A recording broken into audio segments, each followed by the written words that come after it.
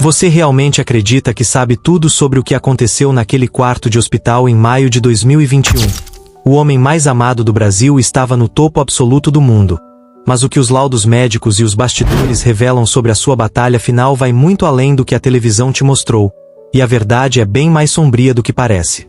Paulo Gustavo Amaral Monteiro de Barros nasceu em Niterói, um garoto comum que transformou suas próprias dores e memórias de família na maior força cômica que esse país já viu. Ele criou a Dona Hermínia inspirado na própria mãe, e do nada, virou um fenômeno que arrastava milhões de pessoas para salas de cinema. Quebrando todos os recordes históricos de bilheteria, o cara tinha dinheiro, prestígio, um casamento sólido com o dermatologista Thales Bretas e 2 filhos pequenos gerados por barriga de aluguel que eram o sonho da vida dele. Ele estava literalmente no ponto mais alto que um artista brasileiro poderia alcançar, com contrato milionário, projetos internacionais engatilhados e o amor incondicional de um país inteiro. Só que por trás daquela energia inesgotável e das gargalhadas nos palcos, existia um medo paralisante que pouca gente conhecia. Paulo tinha asma severa desde a infância e desenvolveu uma paranoia brutal durante a pandemia de 2020. Ele se isolava. Desinfetava absolutamente tudo e dizia com frequência para os amigos mais próximos que se aquele vírus entrasse no corpo dele, ele não sobreviveria.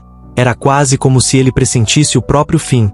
E em março de 2021, o pior pesadelo dele bateu na porta. Os primeiros sintomas pareceram uma gripe qualquer, mas a queda de oxigenação foi tão violenta e repentina que ele precisou ser levado às pressas para o Hospital Copa Star, no Rio de Janeiro, sem saber que jamais voltaria para casa. Quando Paulo Gustavo deu entrada no hospital no dia 13 de março, os médicos acharam que seria uma internação rápida de observação. Mas o vírus foi destruindo o tecido pulmonar dele com uma velocidade assustadora. Em questão de poucos dias, a respiração natural se tornou impossível e a equipe médica precisou entubá-lo.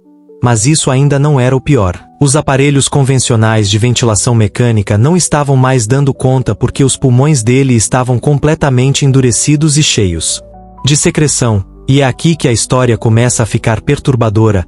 Para tentar salvar a vida do ator, os médicos decidiram recorrer a um dos procedimentos mais invasivos e arriscados da medicina moderna, a ECMO, que funciona basicamente como um pulmão artificial fora do corpo humano. O sangue era drenado por cânulas gigantescas. Passava por uma máquina para receber oxigênio e voltava para as veias.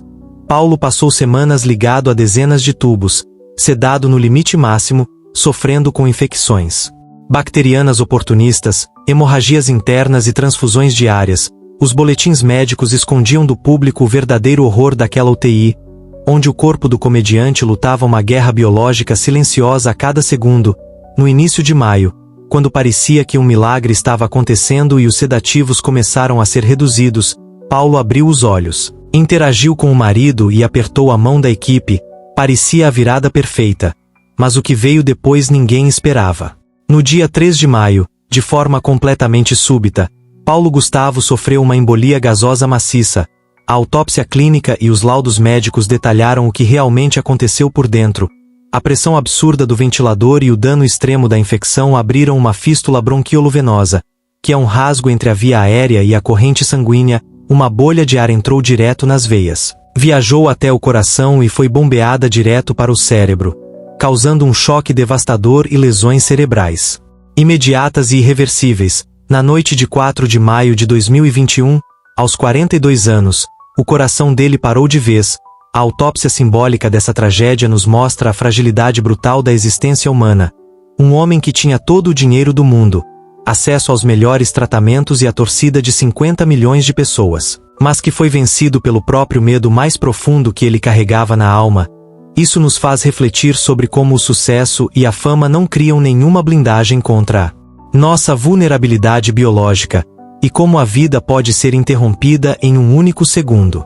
Se você é fascinado pelos bastidores ocultos, laudos médicos e autópsias sombrias das histórias reais mais impactantes que ninguém tem coragem de dissecar a fundo, clica no botão de seguir agora mesmo porque ainda tem muitos arquivos perturbadores para serem revelados por aqui.